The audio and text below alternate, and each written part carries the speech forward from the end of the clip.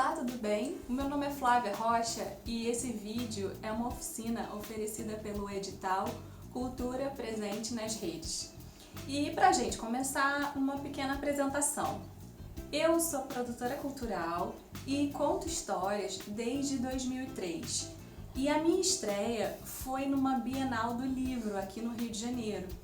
E foi muito incrível pra mim, porque a primeira vez que eu fui contar a história, tinha um monte de olhos curiosos e sorrisos carinhosos me olhando e me esperando. Então, aquela sensação de ter a história na cabeça, aquele frio na barriga, foi bom demais. E eu quis sentir de novo, ter essa sensação mais vezes. E por isso eu continuei contando histórias e fui descobrindo várias coisas erros, acertos, felicidades. Esse vídeo é uma oficina que eu quero compartilhar com você as minhas escolhas, o que deu certo pra mim e o que pode ser legal pra você experimentar também. Nesses mais de 15 anos, eu pude contar histórias em lugares muito diferentes, para públicos muito diferentes, e eu também tive a felicidade de fazer um treinamento de muitos educadores e pais e professores. Essa oficina, ela é para todo mundo. Pai, mãe, vovó, educador, bibliotecário, sala de leitura. E você que gosta de história e que alguma vez se imaginou contando histórias? Essa atividade, essa videooficina é para você. Vamos lá? A primeira coisa que eu costumo dizer nas minhas oficinas é que todos nós somos contadores de história. Você pode achar essa afirmativa um pouco estranha, mas com o tempo eu vou te provar que isso realmente é verdade. Por exemplo, quando você encontra com um amigo, aconteceu alguma coisa muito incrível com você e você pega o telefone ou encontra com a pessoa e vai contando, descrevendo aquilo que aconteceu, com as suas emoções, com os seus gestos, com o seu olhar, isso aí já é alguma narrativa, certo? Por exemplo, quando o nosso filho pequenininho chega em casa e vai contando alguma coisa que aconteceu no dia, juntando as primeiras palavras. Isso também é uma narrativa, é o início de algo. Mas aí você vai me perguntar, mas como assim? Porque como nós podemos transformar um fato corriqueiro do dia a dia em Era Uma Vez? Então essa é a proposta. Vamos conversar e eu vou te dar algumas ideias de como elaborar a sua narrativa com seu corpo, com sua voz, mesmo não sendo ator. O trabalho do ator tem alguns pontos bem diferentes e alguns pontos muito parecidos com o contador de histórias. Bom, a primeira parte é que os dois têm um texto base, certo? Sim. Sendo que o ator, ele pega o texto que foi escrito e ele lê aquilo e memoriza palavra por palavra. E além disso, o ator geralmente tem a direção de alguém.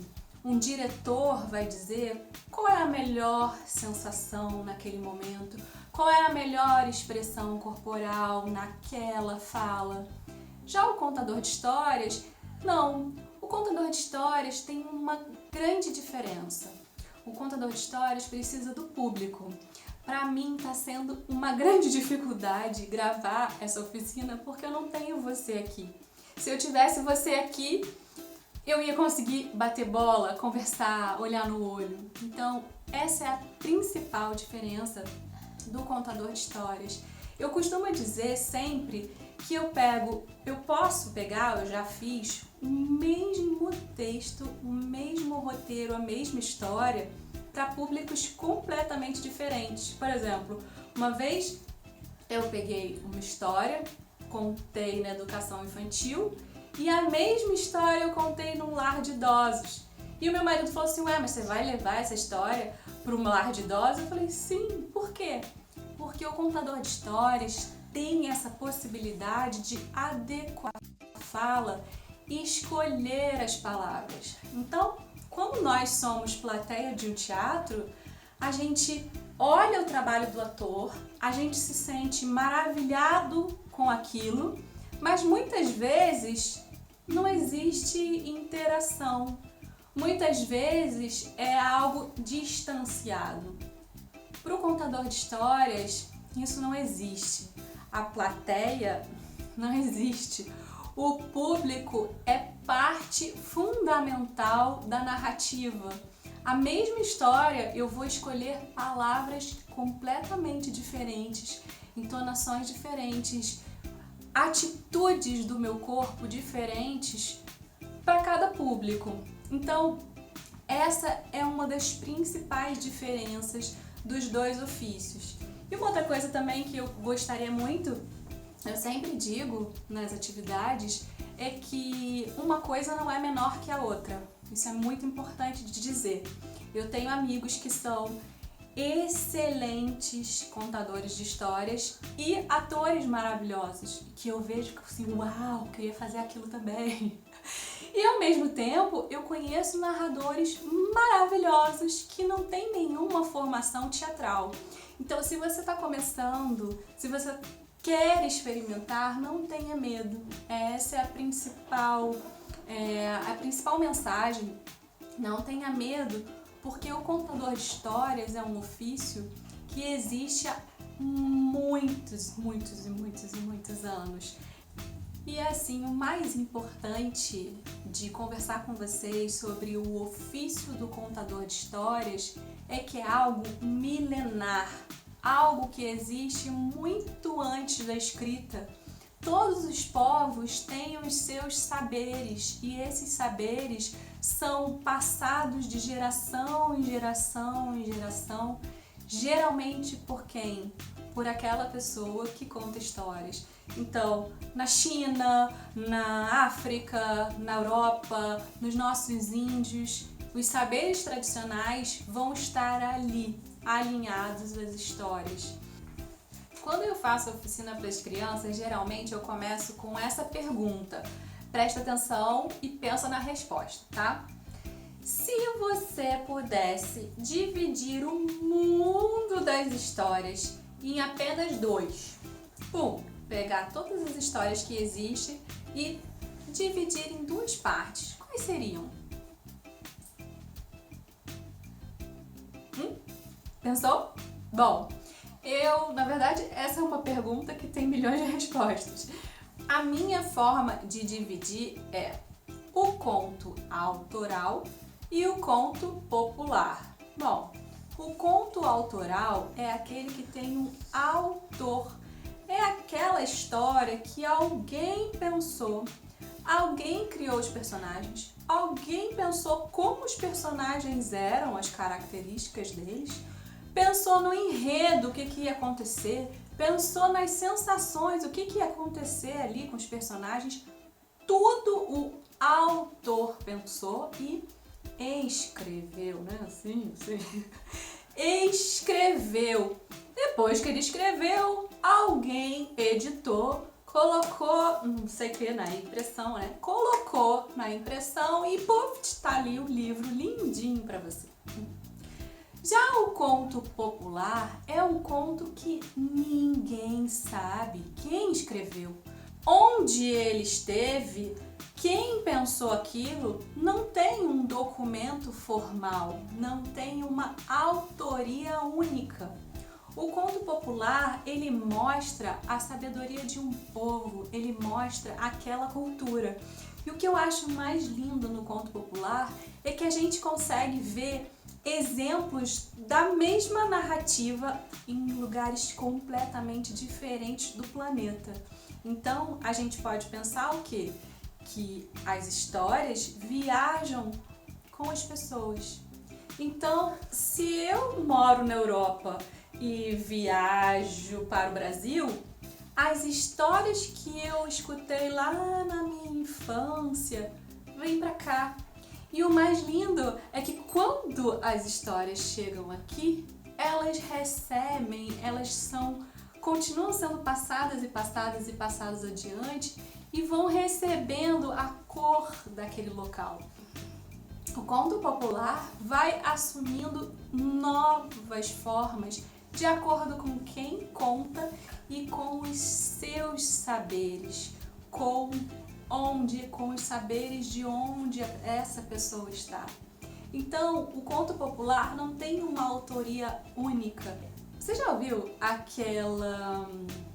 aquele ditado que diz: quem conta um conto aumenta um ponto?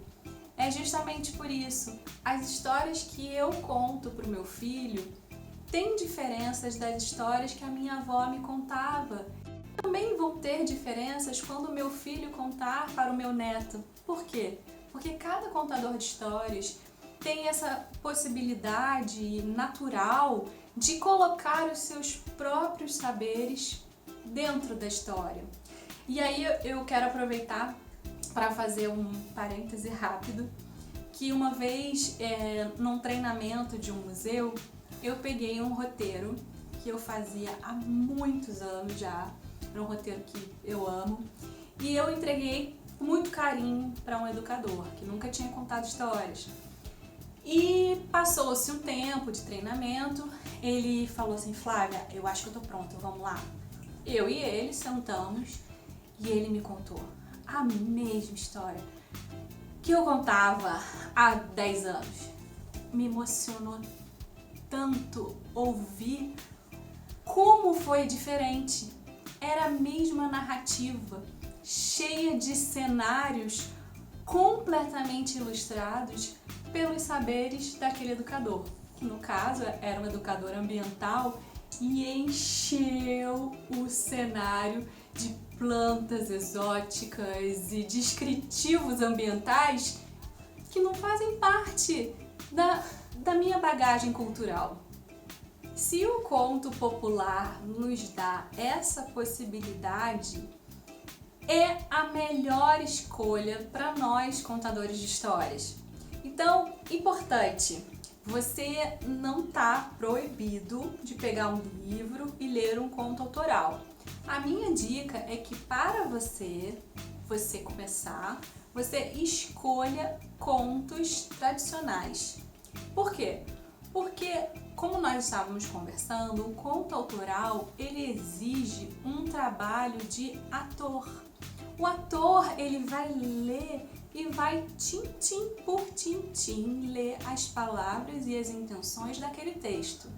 Nós, contadores de histórias, vamos pegar as sensações, o que aquele texto tem que vai nos emocionar.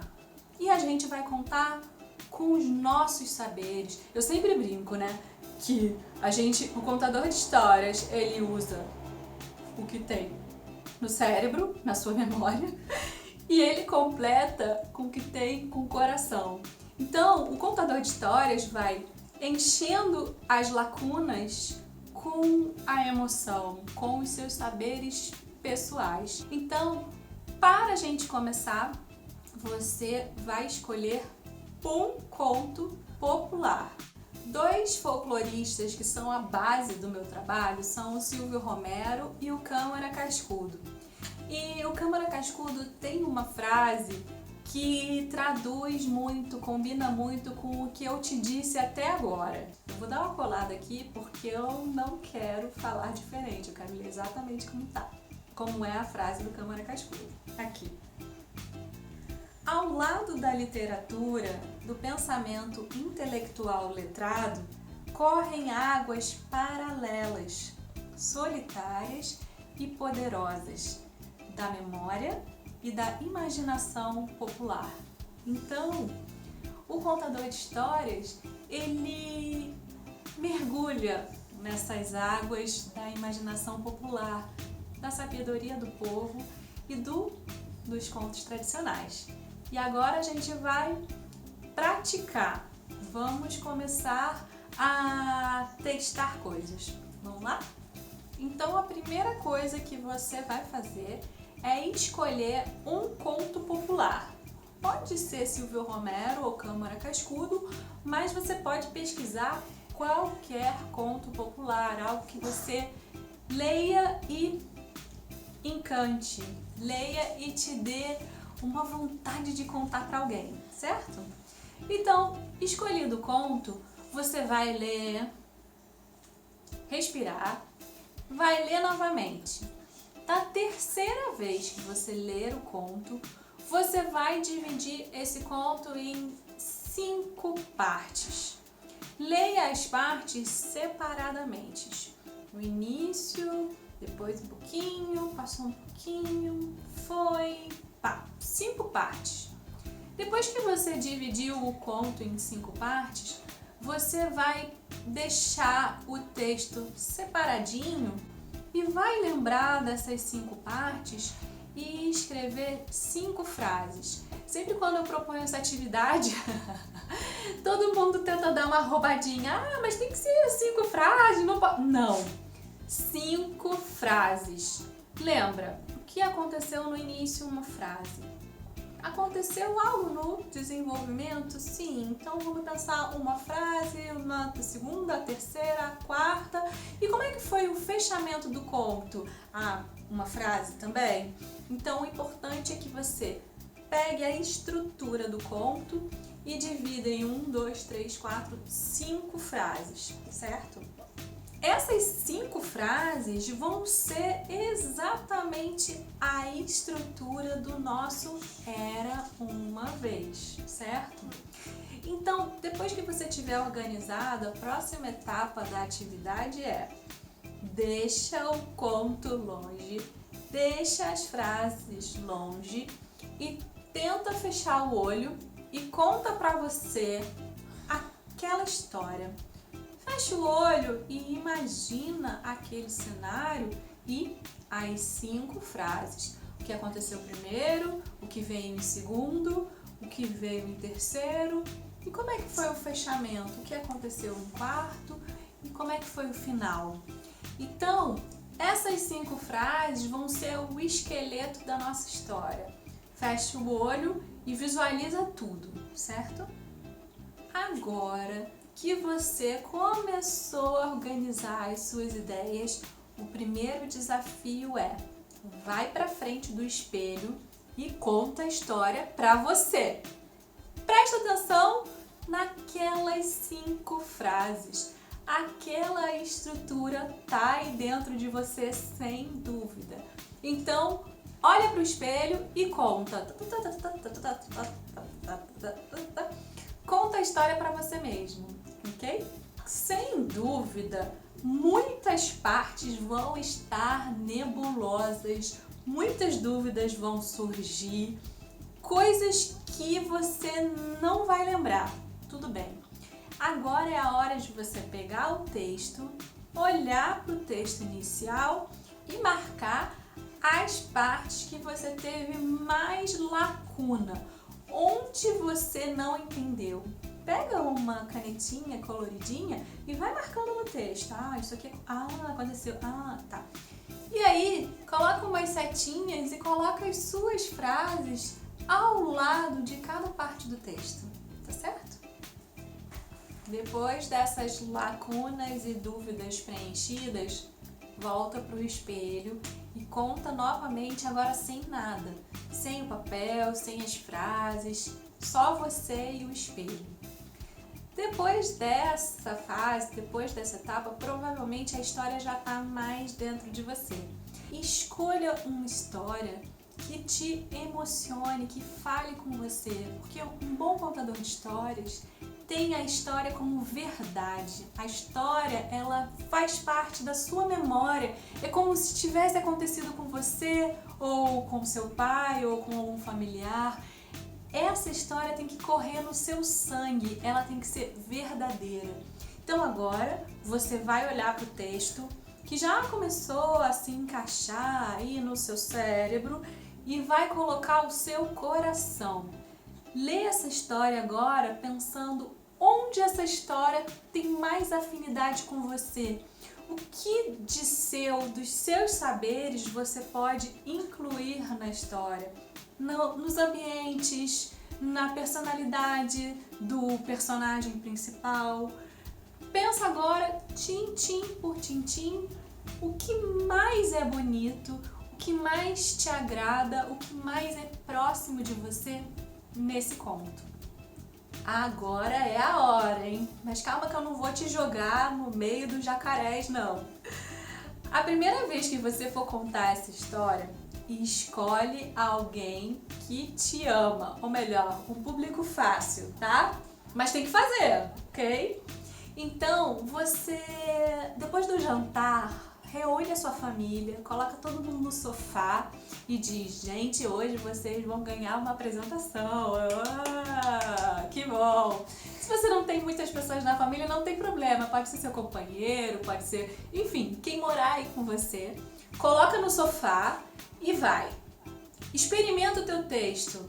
Não tem problema errar. Eu tenho certeza que essa pessoa que tá te vendo vai ser o teu principal incentivo. Vai ser a pessoa que vai mais te colocar pra cima. Então, sem medo, conta a história. Deixa a história sair. Depois que você terminar, ouve, atento, tudo que essa pessoa te falar.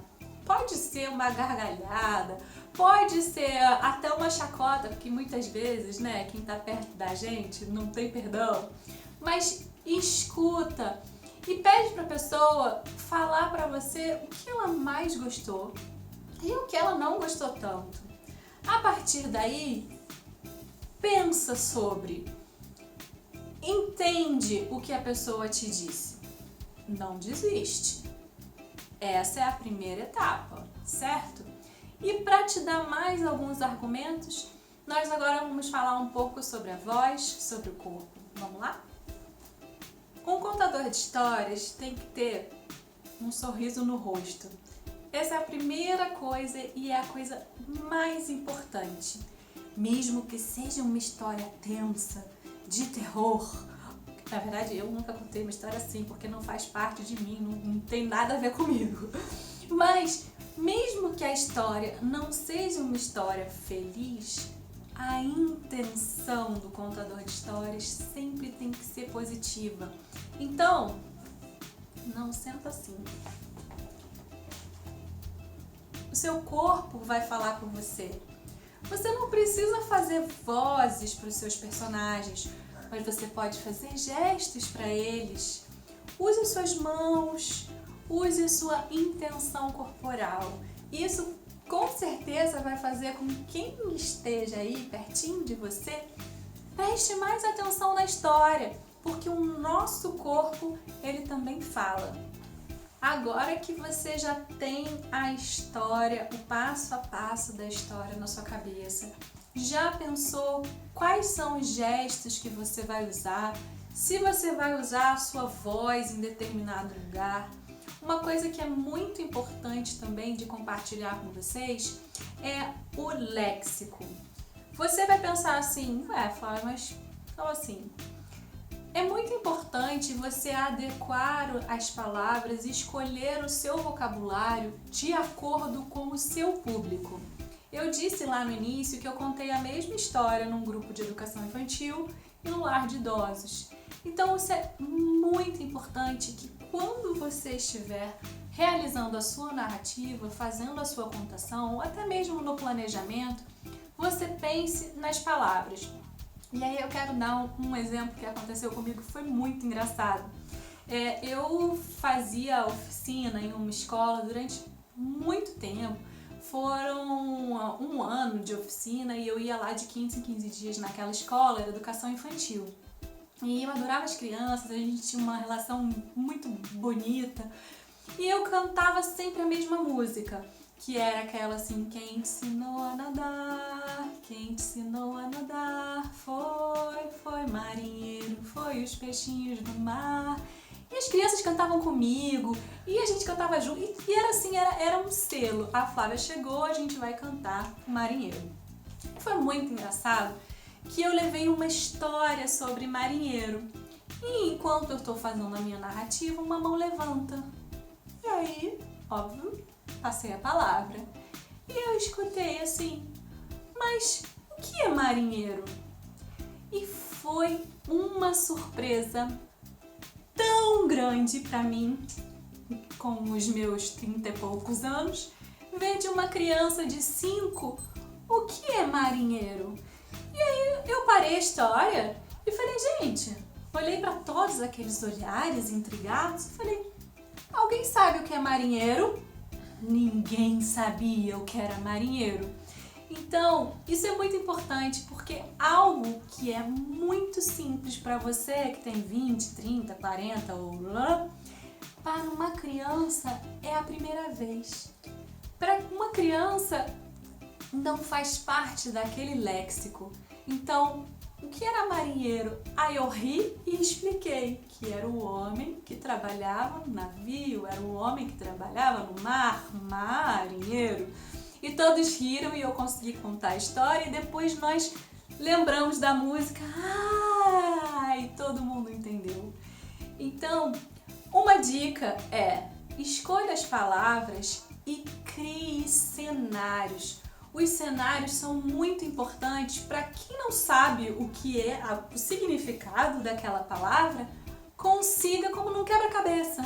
E juntando as outras palavras que você forneceu, o cenário que você criou para entendi o que ela quis dizer. Então, principalmente se você pensar em crianças pequenas, crie ambientes descritivos. Use muitas palavras que forneçam mais conteúdo para aquela imagem, para que a criança consiga entender o significado da sua mensagem. E muito legal é que tudo que você for falar, você fale pausadamente. Por quê?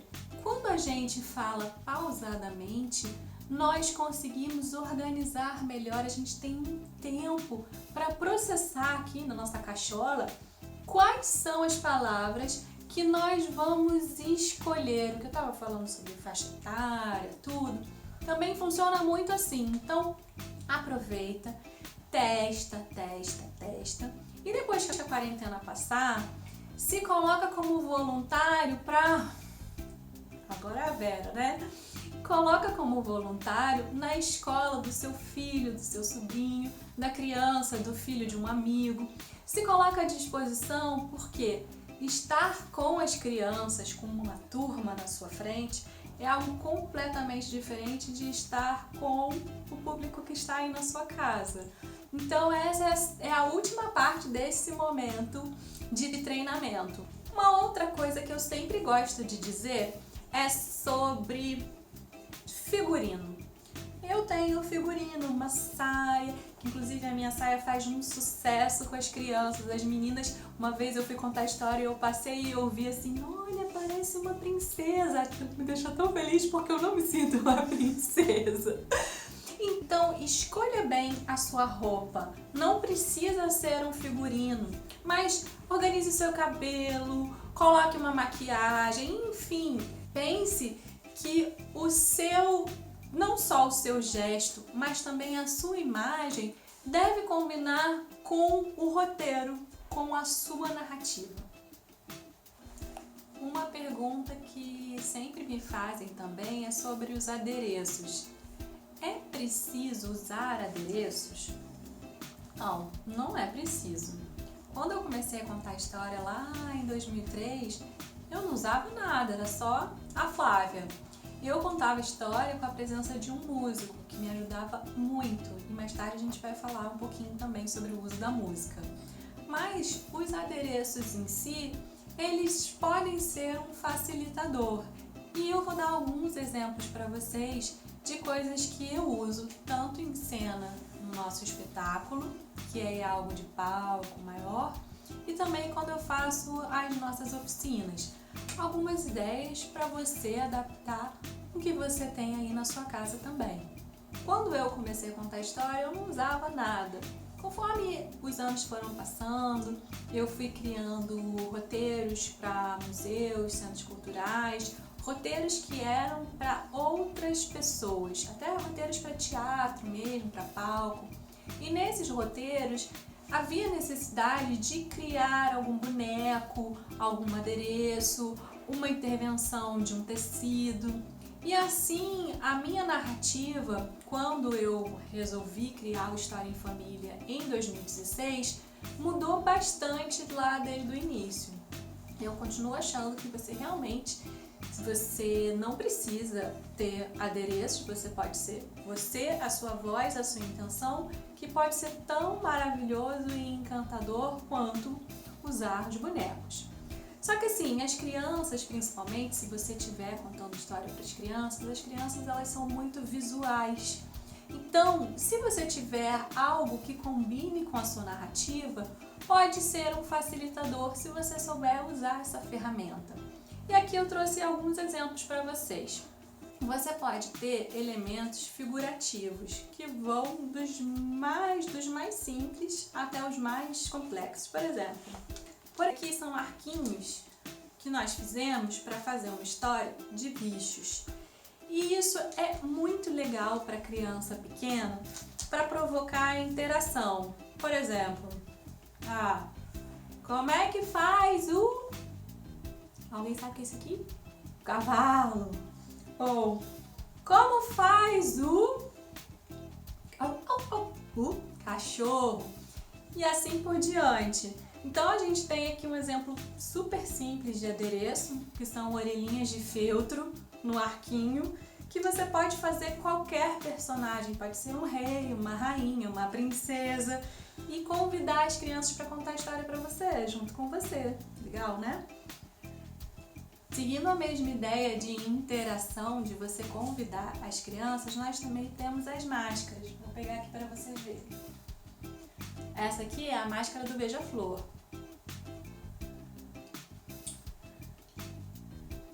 Quando a gente conta a história e faz a pergunta, quem gostaria de contar a história também?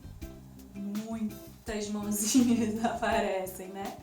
Então é uma ótima forma de você convidar quem está lá te ouvindo para vir também participar contando a história. Uma coisa muito importante que você tem que lembrar, não pode esquecer, quando você for usar um boneco, é que ele não pode morrer. O boneco sempre tem que estar olhando para frente, porque para as crianças ele está vivo. Vou dar um exemplo.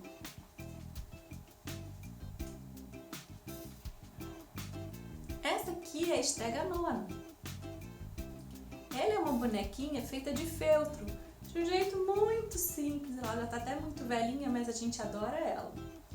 A Estrega-Nona, uma vez eu estava contando história com ela e eu apresentei.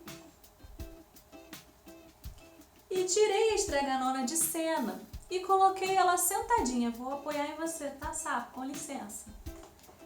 Coloquei a Estrega-Nona sentadinha aqui na mala, pertinho de onde eu coloco os adereços. E conforme eu continuei a narrativa, eu ouvi as crianças, a Estrega-Nona, a Estrega-Nona, ai, a Estrega-Nona. Eu falei, gente, o que aconteceu com a Estrega-Nona? A Estrega-Nona caiu e eu não vi. As crianças todas fizeram aquele burburinho. Por quê? Porque para as crianças a Estrega-Nona é de verdade. Então, quando você manipular o boneco, certifique-se, tenha certeza que ele está no lugarzinho dele, arrumadinho. Porque se não tiver, vai acontecer isso com você. Eu, com os meus muitos anos de histórias, ri, falei, poxa, Estrega-Nona, tá tudo bem aí? E saí do outro lado. Mas para você que está começando, pode ser mais uma coisa para te dar um frio na barriga e você perder, o fio da meada. Tem infinitas possibilidades. E uma coisa que eu gosto muito também, vamos pensar agora não só nos bonecos, mas em elementos que não necessariamente são figurativos. Por exemplo, vou abaixar aqui um instantinho. Tecidos. Tecidos funcionam muito. Você pode ter tecidos de várias cores, inclusive, de repente, se você quiser, porque esse aqui tem cara de mar, tem cara de céu, porque ele é azul. Mas se você quiser fazer um elemento da natureza, tem tecidos de estampas super variadas que você pode usar e de repente se cobrir e virar um bicho. N possibilidades. Eu adoro, sabe o que? Usar esse aqui combinado com esse aqui. Você segura e navega com o barco. Quando você está contando a sua história de mar e de repente aparece em cena um barquinho, é muito mais incrível essa imagem. Você pode inclusive ir lá no meio do público colocar o tecido em cima das crianças. É sempre incrível quando as crianças sentem o tecido. Com certeza essa aqui é uma dica muito simples e que vai valorizar muito a sua história. Pensa. Agora, se você tiver em algum lugar onde você possa apagar as luzes, uma ideia muito simples e muito legal que você pode fazer até com seu filho, né? Se você estiver participando dessa oficina, pensando no seu filho, em como contar a história para o seu filho, apaga a luz do quarto, pega a lanterna do celular e depois a gente vai dar alguns exemplos aqui, ó. Recorta silhuetas. Por exemplo, aqui tem uma silhueta de baleia, mas eu tenho várias silhuetas de todo o fundo do mar. Isso aqui, projetado na parede, fica incrível e as crianças adoram. Uma história que eu conto também, usando silhuetas com luz e sombra, é uma história onde tem uma progressão de casas. As pessoas, os personagens moram num casebre, depois eles moram numa casa maior, depois eles moram numa mansão, depois eles moram num castelo e o castelo é maior, olha aqui. Eu fiz uma silhueta enorme e assim eu consigo, através das silhuetas, mostrar a progressão da casinha, do casebre, para casa, para mansão, para o castelo. As crianças, quando veem essa sombra projetada na parede, uau, que incrível! Funciona muito. Então, quando você for pensar na sua história, imagina o que visualmente combina. Outra possibilidade também é você trabalhar com imagens. Tem várias histórias que eu uso ilustrações. Por exemplo, aqui eu fiz de um jeito de... Sabe aqueles cartões de surpresa que chama, né? Você tem uma imagem escondida? Então, aqui, conforme a narrativa vai acontecendo, de repente, no meio da floresta, tinha uma... Todo mundo vê e fala junto com você.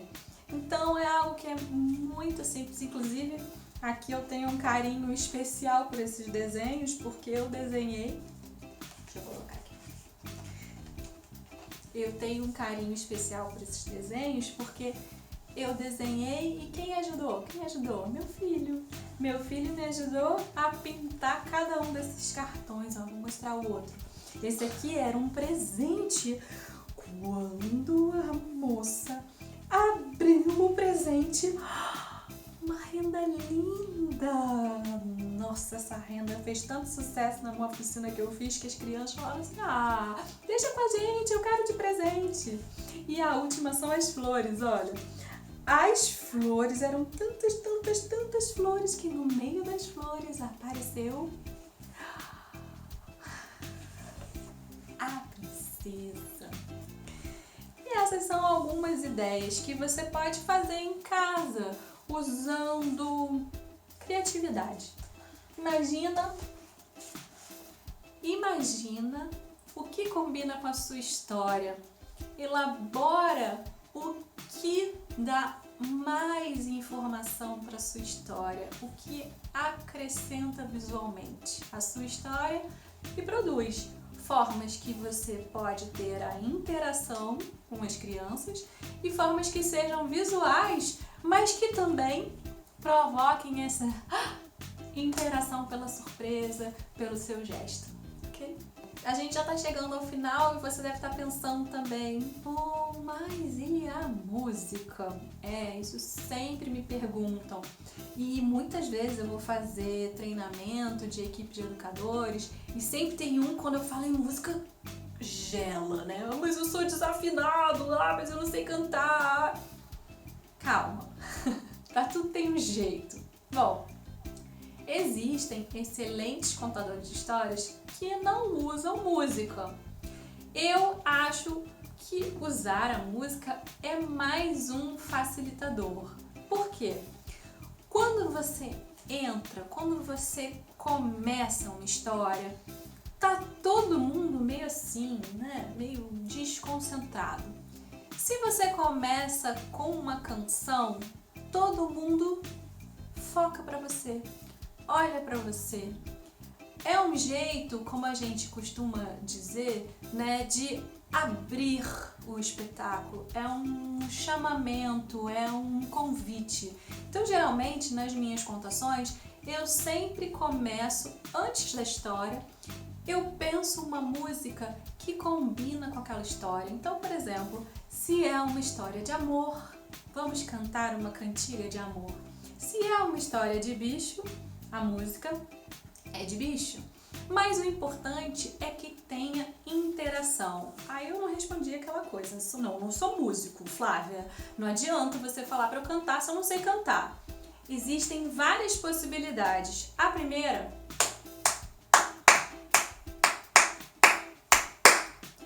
palma. Se você conseguir bater palma, tem gente que não consegue, né? Mas treina uma música com palma. Por exemplo, você já pensou quem te ensinou a nadar, como eu falei? Em palma, como seria? Vamos ver.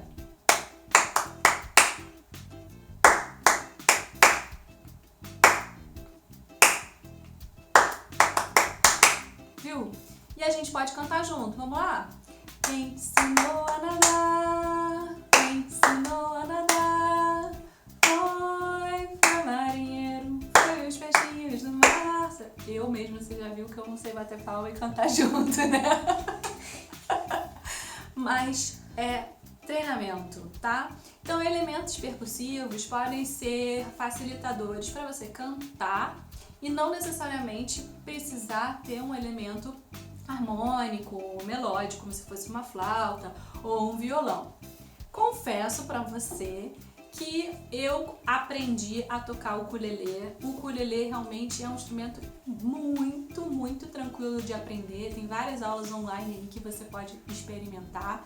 Então, para um nível 2, você pode começar com elementos percussivos e um nível 2, experimenta o ukulele, porque a harmonia ajuda bastante na atenção das crianças, tá? Então, a minha dica é música para abrir e música no meio da história. Por quê? A história acontecem várias coisas, certo?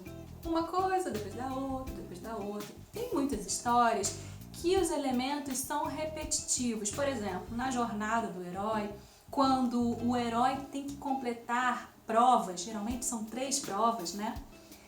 Eu sempre coloco uma música na primeira prova. Eu repito essa música na segunda prova. Repito de novo na terceira. Por quê? Porque na primeira vez ninguém vai saber cantar ainda. Vai ser uma coisa meio estranha e a gente vai indo. Na segunda vez, o público vem com você e é lindo. É muito legal, todo mundo batendo palma, repetindo aquela melodia que você criou. E no final, no final todo mundo já sabe que tá chegando no final. É melhor ainda todo mundo cantando junto, certo? Não tô falando aqui pra você usar a música e não tô te dizendo como, né? Então, vamos pensar um pouco. Bom, você lembra quando eu disse sobre a diferença do conto popular pro conto autoral? Pois então, isso é muito importante da gente pensar na música também. Então, existem muitos grupos maravilhosos criando músicas lindas para as crianças. Só que é música autoral e tem direitos autorais. E além disso, por que eu vou te sugerir que use a canção popular? Porque o repertório brasileiro é maravilhoso. É lindo demais ver as canções do Nordeste e depois ver as canções do Sul e ver as canções que nós crescemos ouvindo, sabe? A mesma coisa que eu disse da história que vai passando de geração em geração, as cantigas também, as brincadeiras populares também. Então, eu acredito, a minha pesquisa é essa e a minha sugestão para você também é essa: use a grande gama, a grande beleza que é a canção, o cancioneiro popular brasileiro. Então tem muitas cantigas, muitas brincadeiras de roda que, sem dúvida, mesmo que você fale, eu não sei cantar, eu não sei música, você conhece. Pode ser um saco no lava-pé, ou enfim, você tem esse repertório aí. Então pega uma música que você gosta do seu repertório e coloca na abrição, coloca no chamamento, coloca lá no início. E de repente você pega essa mesma música e coloca no meio da sua história com uma outra letra. Isso, faz uma paródia. Por quê? Vai causar um estranhamento, mas vai ser muito legal porque o teu público vai saber a melodia. O teu público vai poder aprender uma nova letra para uma melodia que ele já conhece. Então isso dá uma sensação de pertencimento que é mais um ponto positivo para você e para sua narrativa. Uma outra forma de usar a música ou elementos musicais na sua narrativa, eu vou mostrar aqui uns exemplos. Por exemplo, olha aqui. Isso aqui é um colar que eu ganhei e ó, deu pra ver? Ele tem um guizo dentro. Então, de repente, você tem algum acessório aí na sua casa que ele é percussivo e você nunca prestou atenção. Então, eu já comecei muitas vezes a contar a história assim, ó.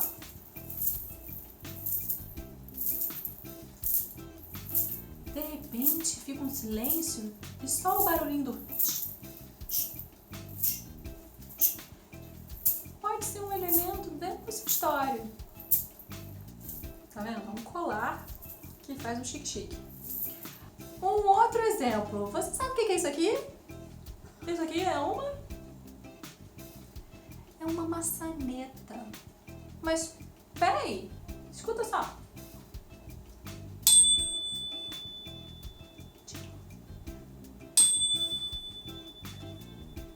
É uma maçaneta mágica, né? Esse som tem um som mágico. Essa maçaneta a gente deve ter uns 20 anos. O João ia jogar fora quando de repente Quando a gente ouviu esse som, a gente, peraí, a gente não pode jogar isso fora. Então, não jogue fora nada assim. Primeiro se certificar que não tem um som mágico lindo como esse. Geralmente eu uso essa maçaneta para começar uma contação de história. Geralmente eu digo: e agora nós vamos abrir a porta para as histórias. Todo mundo entende que é maçaneta e eu não precisei dizer que é uma maçaneta. Vamos lá? Um outro elemento percussivo que eu gosto muito de usar é o cachixi. O cachixi é um instrumento usado na capoeira que tem esse som. Bom, é assim que os capoeiristas, assim mais ou menos, né? Os capoeiristas usam. Pra mim, esse cachixi é uma bruxa. Na verdade, eu tenho até que ter muito cuidado com essa bruxa, porque para crianças muito pequenininhas eu já vi sobressaltos. Então, também temos que usar com cuidado quando aparecem bruxas percussivas, de repente. Então, é um elemento percussivo que serve para fazer que na minha cabeça virou uma bruxa, entende? estamos chegando no final. Eu pensei esse roteiro tentando abrir um leque de possibilidades e compartilhando as minhas experiências, o que deu certo pra mim, certo? Então, experimente, ouse tentar, errar, não tem problema. O melhor conserto para um erro é um sorriso. Ria de si mesmo, porque a partir do momento que você, como contador de histórias, está sendo verdadeiro, não tem problema errar. Isso é uma coisa até engraçada de dizer, porque algumas vezes, algumas situações aconteceram comigo de erro e que eu nunca mais esqueci. Por exemplo, uma vez eu estava na barca contando histórias e eu tinha um músico ao meu lado, não tinha adereço, nada, era eu e o músico. E a música que nós cantávamos era pergunta e resposta. Então eu dizia, ao entrar na barca, me disse o barqueiro, a resposta era o músico que ia me dar. E o músico não respondeu. E o músico continuou tocando violão. E eu ri e disse, barqueiro. A plateia inteira eram adultos, na barca, meio-dia. Era um lugar estranho, ninguém queria ouvir história ali. E eu tava nervosa e disse, barqueiro. E o músico me olhou, ele tava lá concentrado nas ondas, né, e não na história. E continuou a história. Então, são coisas que se você rir, todo mundo vai rir com você.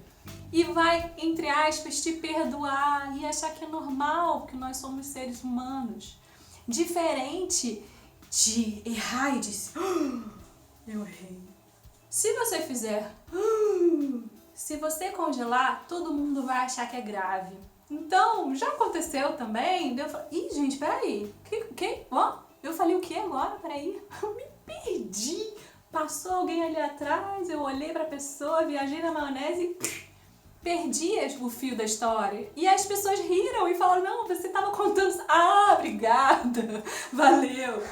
Então, a contação de história é para ser algo leve, é para te fazer feliz e fazer quem está na sua frente feliz também. Tem que ser algo prazeroso para todos. Eu agradeço você ter assistido até aqui. Agradeço também a Secretaria de Cultura do Estado do Rio de Janeiro por ter selecionado a nossa proposta e espero a sua visita nas nossas redes sociais, História em Família no Facebook e também no Instagram e no nosso site historiaemfamilia.com.br. Lá você pode conhecer a nossa proposta, ver as nossas oficinas e depois que terminar a pandemia, levar as nossas histórias para a sua escola também. Se você é professor, pai, mãe, comente, mostre esse vídeo na escola do seu filho para que daqui a pouco, quando todas as coisas voltarem ao normal, a gente possa estar com os nossos bonecos, as nossas músicas, as nossas histórias aí, bem pertinho de você, tá bom? Muito obrigada e a gente se vê. Tchau!